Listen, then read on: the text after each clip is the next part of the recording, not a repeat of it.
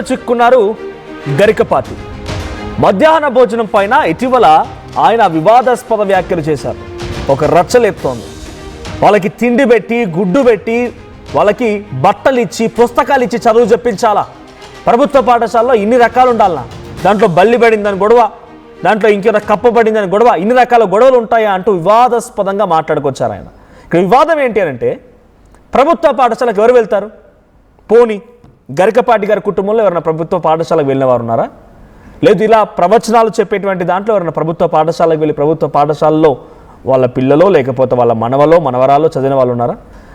ప్రభుత్వ పాఠశాలకి నిరుపేదరికాన్ని అనుభవిస్తున్నటువంటి బడుగు బలహీన వర్గాలకు సంబంధించిన వాళ్ళు ఉంటారు. వాళ్ళకి కూటికి దిక్కులేని వారు, లేదా అక్కడికి వెళ్తే తమకు అన్ని రకాల పోషణలు, అసలు ప్రభుత్వంలో పెట్టేది గుడ్డు పెట్టడం అంటే వాళ్ళకేదో తిండికి దిక్కులేదని కాదు, పౌష్టికాహారం అందించాలనే ఉద్దేశంతోనే. పౌష్టికాహారం అందించాలి, వాళ్ళకి అందరితో పాటుగా సరిసమానంగా అందరూ సమానంగా ఉండాలని చెప్పి యూనిఫామ్ ఇంట్రడ్యూస్ చేశారు. పౌష్టికాహారం అందించాలనేది గుడ్డు అనేది, కోడిగుడ్డు అనేది దాంట్లో ఇంప్లిమెంట్ చేశారు. సో వాళ్ళకి అన్ని రకాలుగా పెట్టి వాడు అక్కడ కూర్చోబెడితే వాడు శోభనం గదిలో పంపించినట్టు ఆ పిల్లల్ని, ఆ పేదరికంలో ఉన్నటువంటి పిల్లలు, ఆ ప్రభుత్వ పాఠశాల చదువుకునేటువంటి పిల్లల్ని శోభనం గదిలోకి పంపిస్తున్నారు అన్నట్టుగా ఉంది అని చెప్పి గరికపాటి అంటున్నారు. ఒకసారి గరికపాటి ఏమన్నారు ఒకసారి మీరు కూడా వినండి. వాళ్ళు భోజనాలు వాళ్ళు తెచ్చుకోలేదు, మానేమానండి. పిల్లలకు వాళ్ళల్లో మధ్యాహ్న భోజనం ముఖ్యమైనది, చదువు మధ్యాహ్నం అయిపోయింది. చదువు ఎవడికి అక్కల్లా. భోజనంలో గుడ్డెట్టారా, గడిది గుడ్డెట్టారా? అన్నం తినేవాడు కోడిగుడ్డు పెట్టడం ఏంటంటే బుద్ధి ఉందా లేదా? చదువుకోమని లేకపోతే వెళ్ళిపోమని చెప్పండి. కోడిగుడ్డు కోసం వస్తావు నువ్వు? ఈ గుడ్లు లెక్క రాయాలి మాస్టర్లు, వాళ్ళ కర్మ కాలిపోయి. చదువు చెప్పక్కల్లా. ఎన్ని గుడ్లు వెళ్ళే, ఎన్ని గుడ్లు మిగిలే, ఎన్ని గుడ్లు మధ్యలో పేలే, ఎన్ని గుడ్లు ఈ మాస్టర్ తినేసాడు. ఇంక వీడు చదువు ఎందుకు చెబుతాడండి? అసలు పిల్లలకు భోజనం పెట్టడం ఏంటంటే వాళ్ళ భోజనాలు వాళ్ళు తెచ్చుకోలేదు, మానేమానండి. పిల్లలకు భోజనం పెట్టి, పుస్తకాలు ఇచ్చి, యూనిఫార్మ్ ఇచ్చి, ఇన్ని ఇస్తే వాడు చదువుతాడా? శోభనం పెళ్లి కొడుకులో మంచం ఎక్కి కూర్చుంటాడు. ఎందుకు చదువుతాడు వాడు? విద్యార్థికి ఎన్ని సౌకర్యాలా అవసరమా? చదువు రావట్లేదు ఎవరికి, భోజనాలే వస్తున్నాయి. పైగా అందులో బల్లి పడింది, పిల్లి పడింది, పడదా? ఆ వండి పెట్టే వాళ్ళకి డబ్బులు ఉండవు. ఎక్కడి నుంచి ఇస్తారు? ఎంతమందికి ఇస్తారమ్మా? ధార పోస్తారు ప్రభుత్వం వాళ్ళు. ఎక్కడి నుంచి ఉన్నాయి డబ్బులు? ఇక్కడ నీ డబ్బులు పెట్టి నువ్వు చదువుకో, నీ అన్నం నువ్వు తిను, నీ బట్టలు నువ్వు కట్టుకో, నీకు ఇష్టమైతే చదువు. ప్రభుత్వం పని ఏమిటంటే, ఉభయ తెలుగు రాష్ట్రాల పెద్దలందరూ వింటారు నా కెమెరా ద్వారా కాబట్టి చెబుతున్నా, ప్రభుత్వం కర్తవ్యం బాగా చదువు చెప్పడం తప్ప పుస్తకాలు ఇవ్వడం, బట్టలు కుట్టించడం, అన్నం పెట్టడం కాదండి.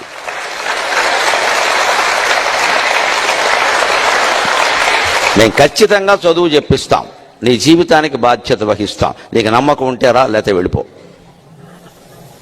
ఈ మాట అనే దమ్ము లేదు ఎవరికి. ఎందుకంటే అందరికీ మళ్ళీ ఎన్నికలు రావాలి, మళ్ళీ మనవ రావాలి, మళ్ళీ మనవ రావాలనే దరిద్రం వదిలిపోతే ఇవన్నీ ఉంటాయి. మళ్ళీ నువ్వే ఎందుకు రావాలి? ఇంకొకడు వస్తాడు, నీకు అనవసరం. వాళ్ళల్లో మధ్యాహ్న భోజనం ముఖ్యమైనది, చదువు మధ్యాహ్నం అయిపోయింది. చదువు ఎవడికి అక్కల్లా. భోజనంలో గుడ్డెట్టారా, గడిది గుడ్డెట్టారా? అన్నం తినేవాడు కోడిగుడ్డు పెట్టడం ఏంటంటే బుద్ధి ఉందా లేదా? రైట్. సో బేసిక్గా ఆయన ఒక మంచి ప్రవచనాలు చెప్పడాలో, మంచి మాటలు చెప్పడాల్లో చాలా గొప్ప వ్యక్తి కావచ్చు. కానీ ఇక్కడ మేబీ ఆయనకు కూడా తెలిసి ఉంటుంది, మరి ఎందుకు ఈ రకమైన వ్యాఖ్యలు చేశారో తెలియదు. దీనికి ఒక క్లారిటీ కూడా ఇచ్చారు ఆయన. ఆ క్లారిటీ ఇచ్చే ముందు, ఆయన క్లారిటీ ఏమి ఇచ్చారు, ఏం నోట్ రిలీజ్ చేశారని చూపించే ముందు, ఈ ప్రభుత్వ పాఠశాల విధానం స్టార్ట్ అయింది ఎక్కడి నుంచి? అందరికీ విద్య అందించాలంటే ఒక ఉద్దేశం నుంచి. బడుగు బలహీన వర్గాలు, పేదలు, అసలు విద్యకి చాలా దూరంగా ఉన్న వాళ్ళు, కనీసం ఈలు కూడా రాయనటువంటి వాళ్ళు అక్కడికి వెళ్తే కనీస విద్య నేర్చుకోగలుగుతారు. విద్య అనేది అందరికీ ముఖ్యం కాబట్టి అక్కడ మొదలైంది.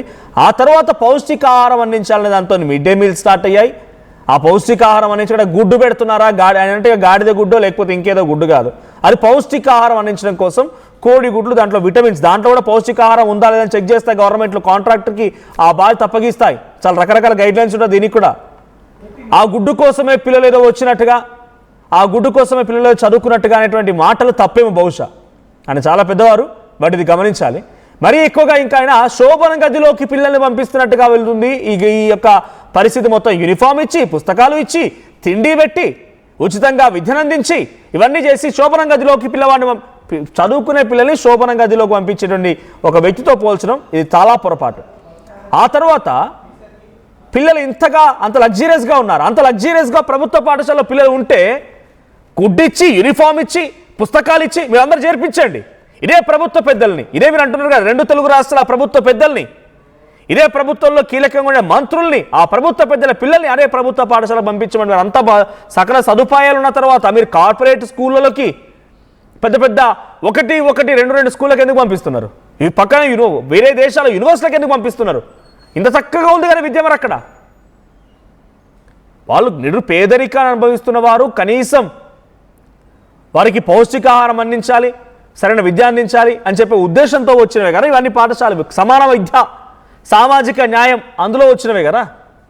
మరి అంత బాగా ఉన్నాయని మీకు అనిపించినప్పుడు, గుడ్డు పెడుతున్నారు వాళ్ళకి ఎందుకు పెట్టాలి, లేకపోతే వాళ్ళందరూ అన్ని సదుపాయాలు ఎందుకు ఇస్తున్నారు అనిపించినప్పుడు అది ప్రభుత్వ బాధ్యత. ఒక రోడ్డుని వేసి దాని కింద ఒక వైర్ మర్చిపోతే మళ్ళీ రోడ్డు అంతా తీసేసి మళ్ళీ వైర్ వేసి మళ్ళీ రోడ్డు వేస్తారు. అంటే ఈ రకంగా అవినీతి చేస్తే ఏం కాదు ప్రభుత్వ పెద్దలు, కానీ నిరుపేదలు పేదరికంలో అనుభవిస్తున్న వారికి మాత్రం తిండి పెడితే తప్ప.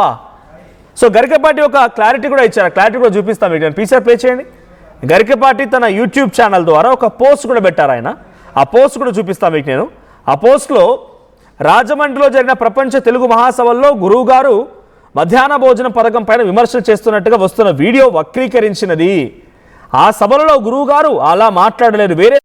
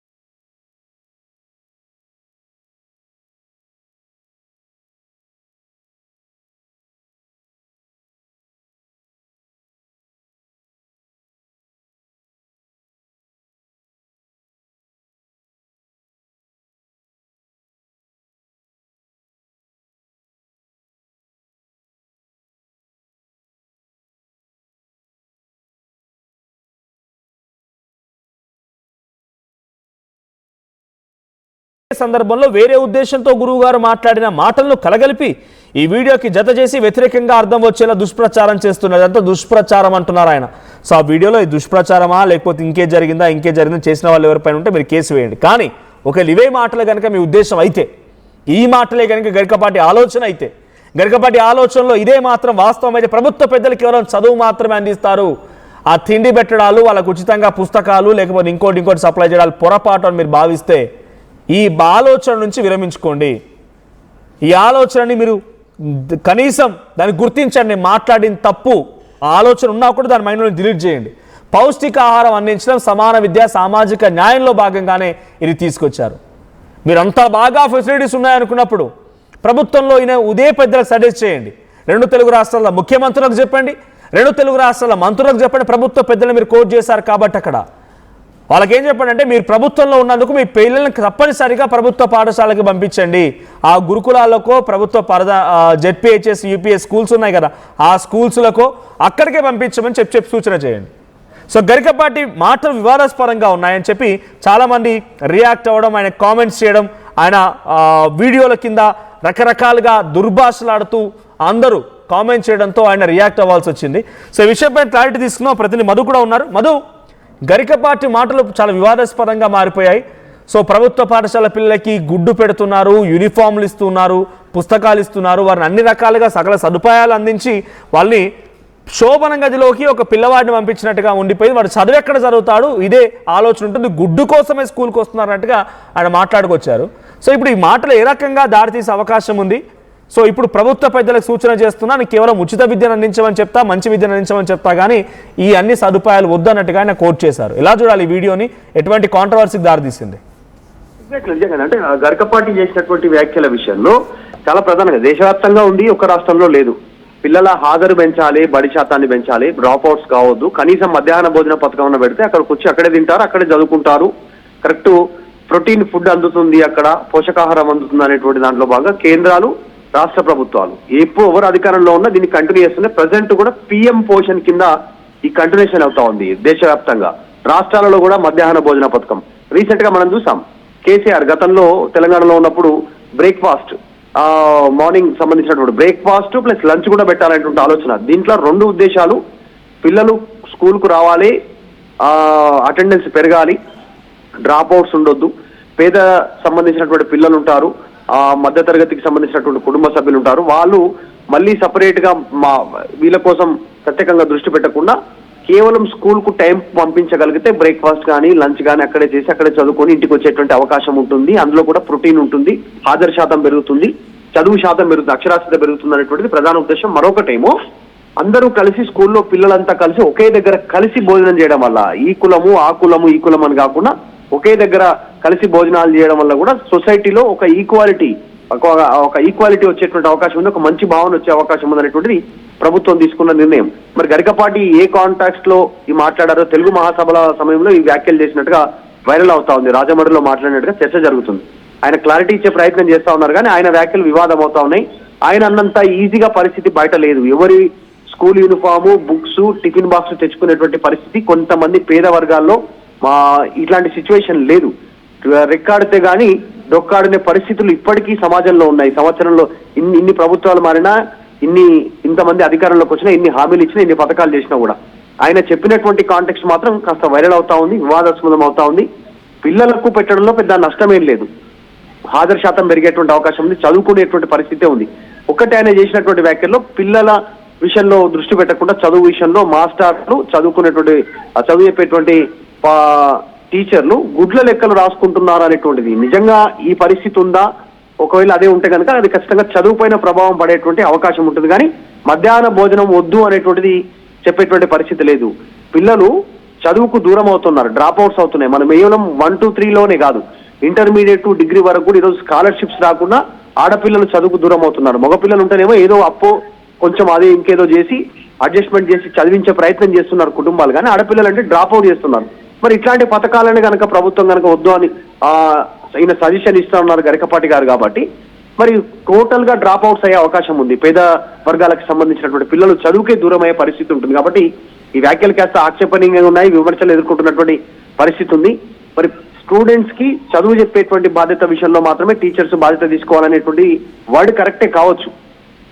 ఇప్పటికీ మధ్యాహ్న భోజనానికి సంబంధించినటువంటి వారికి వంట చేస్తున్న వారికి డబ్బులు ఇవ్వట్లేదు, ప్రభుత్వం సరైన చెల్లింపులు చెల్లించట్లేదు, పెండింగ్ ఉంది, ధర్నాలు చేస్తున్నారు, అది కాన్సెప్ట్ వేరే ఉండొచ్చు. కానీ ఈ విషయాన్ని ఆయన మాట్లాడడంతో వైరల్ అవుతుంది, వివాదాస్పదం అవుతుంది. ఇది ఖచ్చితంగా ఆయన వేసినటువంటి మాటలు ఆయన వెనక్కి తీసుకునేటువంటి పరిస్థితి ఉండొచ్చు ఫ్యూచర్ లో. వివరణ ఇచ్చినప్పటికీ కూడా ప్రస్తుతం దీనిపైన చర్చ జరుగుతుంది.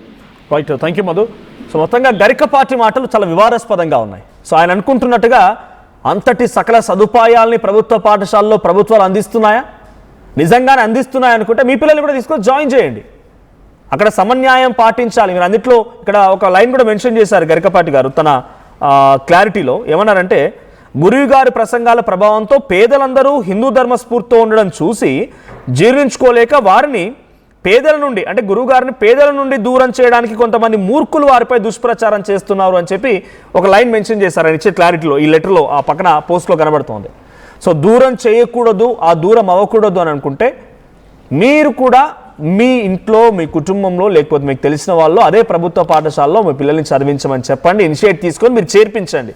ఎక్కడో ఒక దగ్గర తీసుకెళ్ళి ఇంకో పలానా ఓ ప్రాంతాల్లో మా పిల్లవాడిని, లేకపోతే మా బంధువుని, లేకపోతే మా కుటుంబీకుల్ని ప్రభుత్వ పాఠశాల చేర్పించాను. ప్రభుత్వాలు చాలా చక్కగా చదువు చెప్తూ ఉన్నాయి, చాలా చక్కగా చదువు చెప్పమని నేను చెప్తానని చెప్పేటువంటి మీరు ఆ చక్కగా చదువు చెప్పే పాఠశాలలో చేర్పించండి పోనీ. అప్పుడు నలుగురికి స్ఫూర్తిదాయకంగా ఉంటారు. ఇదే పేద వర్గాలు మిమ్మల్ని ఒక మంచి దైవాంబ సంబుద్ధులుగా, లేకపోతే ఒక మంచి ప్రవచనకర్తగా, లేకుంటే నిజంగానే వాళ్ళు మరీ అమితమైన ప్రేమ ఉంటే దేవుడిగా భావిస్తారు. సో మీ యొక్క మాటలు విన్నవారు కానీ, లేకపోతే మీ మంచి మాటలు విన్నవారు కానీ. ప్రభుత్వ పాఠశాల అన్ని సకల సదుపాయాలు ఉన్నాయా? ఒక్కోసారి ఆ ఫుడ్ పాయిజన్ అయిన సంఘటనలు విన్నప్పుడల్లా గుండె కలుక్కోమంటుంది. ఎందుకంటే ఆ ఫుడ్ పాయిజన్ వల్ల ఎవరి ప్రాణాలు ఏమైపోతాయో, ఏం జరిగిపోద్దో, ఎలా ఇబ్బంది పడుతున్నారు పిల్లలు అని చెప్పి ప్రత్యక్షంగా నేను చాలా సందర్భాల్లో నేను కూడా తాండూరులో ఫుడ్ పాయిజన్ ఘటనకు సంబంధించిన విషయంలో కానీ, లేకపోతే మక్తలో జరిగిన ఫుడ్ పాయిజన్ సంఘటన విషయంలో కానీ వెళ్ళి చూసినప్పుడు ఆ పిల్లలంతా బెడ్పై పడుకొని కాళ్ళు గిలగిలా కొట్టుకుంటుంటే ఆ బాధ ఎవరికి తెలుసా? ఆ తల్లిదండ్రులకు తెలుస్తుంది. పోయి చూసి వచ్చినటువంటి కొద్దో గొప్ప మాకు చూసాం కాబట్టి ఆ బాధ కనిపిస్తుంది. కానీ ఎక్కడో ఉండిపోయి అక్కడ ఏం జరిగిన విషయాలు తెలియక, దాని గురించి అవగాహన లేక, దాని గురించి తెలియక తప్పుడు మాటలు అంటే ఇక్కడ ఆయన గరికపాటి తప్పు మాట్లాడారు అని అంటే ఆయన తప్పుని మాట్లాడలేదు, వక్రీకరించారని చెప్తున్నారు. ఇఫ్ ఎట్ ఆల్ తన ఐడియా కనుక ఇదే అయి ఉంటే మీరు తప్పుగా మాట్లాడారనే చెప్పగలుగుతాం. లేదు ఇంకెవరైనా ఇలాంటి ఆలోచనతో ఉన్నా, ఇంకా ఈ రకమైన ఆలోచనతో, మూర్ఖత్వమైన ఆలోచనతో ఉన్నా కూడా మీరు ఆలోచన విలపించుకోండి. కేవలం పౌష్టికాహారం, సమన్యాయం, సామాజిక బాధ్యత అనే అంశాలతోనే ప్రభుత్వ పాఠశాలలో ఉచిత విద్య అనేది కానీ, పుస్తకాలు అందించడం అనేది కానీ అది ఒక గైడ్ లైన్స్గా ప్రభుత్వాలు పెట్టుకున్నాయి. అందరికీ సమానంగా ఉండాలి, విద్య నుంచి దూరం అవ్వకూడదు అనే ఒక ఆలోచనతో. మా ప్రతినిధి మధు చెప్తున్నట్టుగా స్కాలర్షిప్లు లేక అబ్బాయి అంటే తల్లిదండ్రులకి కొంత రేపటి రోజున కుటుంబాన్ని ఈదాలనో, కష్టపడాలనో, బయటికి తిరగాలనో, ఉద్యోగం సద్యోగం చేయాలని చెప్పి అప్పులు చేసి చదివించే వాళ్ళు ఉన్నారు. కానీ అబ్బాయిలకి పాపం అమ్మాయిలు అయితే రేపటి రోజున ఒక తండ్రి చేతిలో పెడతాం, ఒక ఇంటికి ఇస్తాం కానీ అని చెప్పి తల్లిదండ్రులు ఆలోచనతో ఉన్నారు కొంతమంది నిరుపేదలు ఉన్నటువంటి వాళ్ళు. ఆ స్కాలర్షిప్లు సరైన సమయానికి రాక ఆ స్కూలు కాలేజీ కూడా బంద్ చేయించి ఇంట్లో వంట నేర్పించడము, అమ్మ నాన్న ఊర్లో పనికి వెళ్ళి వ్యవసాయానికి వెళ్ళి వచ్చారికల్లా వండి పెట్టడాలు, వాళ్ళ సకల సదుపాయాలు అందించడాలు, అంటే వాళ్ళకి వండి పెట్టడాలు, వాళ్ళ బట్టలు ఉతకడాలు, వాళ్ళ ఇంటి సాపు చేయడాలు, ఇలాంటి పనులు చేపిస్తారు అమ్మాయిలతో. కానీ మీరేమంటున్నారంటే ప్రభుత్వ పాఠశాల సకల సదుపాయాలు ఏకంగా శోభనానికి వెళ్ళేటువంటి పెళ్లి కొడుకు మాదిరిగా పిల్లలు ఉన్నారని చెప్తున్నారు. ఇది నిజంగా మీకు తెలిసి అంటున్నారు, తెలియక అంటున్నారు తెలియదు, కానీ అలాంటి ఆలోచన విరమించుకోండి. సో మీ అభిప్రాయం ఏంటి? ప్రభుత్వ పాఠశాలలో గరికపాటిగా చెప్తుండే అన్ని సదుపాయాలు ఉన్నాయా? ఈ సదుపాయాలు తప్పనే వారికి మీరేం సమాధానం చెప్తారో కామెంట్ చేయండి. ఒకసారి మళ్ళీ గరికపాటి ఏం మాట్లాడారో చూద్దాం. పైగా అందులో బల్లి పడింది, పిల్లి పడింది, పడదా? ఆ వండి పెట్టే వాళ్ళకి డబ్బులు ఉండవు. ఎక్కడి నుంచి ఇస్తారు? ఎంతమందికి ఇస్తారమ్మా? ధార పోస్తారు ప్రభుత్వం వాళ్ళు. ఎక్కడి నుంచి ఉన్నాయి డబ్బులు? ఇక్కడ నీ డబ్బులు పెట్టి నువ్వు చదువుకో, నీ అన్నం నువ్వు తిను, నీ బట్టలు నువ్వు కట్టుకో, నీకు ఇష్టమైతే చదువు. ప్రభుత్వం పని ఏమిటంటే, ఉభయ తెలుగు రాష్ట్రాల పెద్దలందరూ వింటారు నా కెమెరా ద్వారా కాబట్టి చెబుతున్నా, ప్రభుత్వం కర్తవ్యం బాగా చదువు చెప్పడం తప్ప పుస్తకాలు ఇవ్వడం, బట్టలు కుట్టించడం, అన్నం పెట్టడం కాదండి.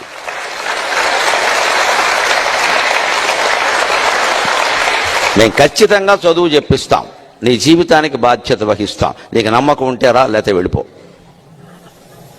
ఈ మాట అనే దమ్ము లేదు ఎవరికి, ఎందుకంటే అందరికీ మళ్ళీ. జై గోవింద.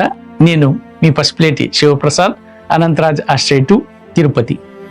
అందరికల్లా అందమైన సొంతిల్లు, మీ సొంతింటి కలను నెరవేర్చడానికి అనంతరాజ్ ఆశ్రయ వారు తిరుపతి ఇంటర్నేషనల్ ఎయిర్పోర్ట్కి ఎదురుగా మల్టీనేషనల్ కంపెనీస్ అయినటువంటి TCL, Dixon, Fox Links, Wingtech కంపెనీలకు మధ్యలో వరల్డ్ స్టాండర్డ్స్ స్కూల్స్ అయినటువంటి విఘ్నతం స్కూల్, గురుకుల్ స్కూల్ మరియు మెడికల్ కాలేజ్ కు అతి చేరువలో ఈ ప్రాజెక్ట్ ను నిర్మిస్తున్నాము.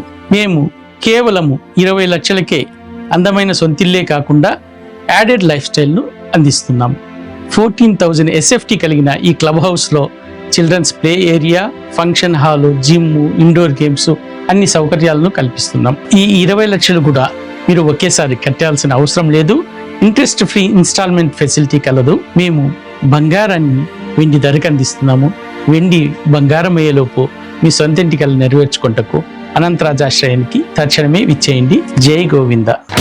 At KLA Global Business School, we help you learn the greatest skill in life, making the right choice. KL Global Business School.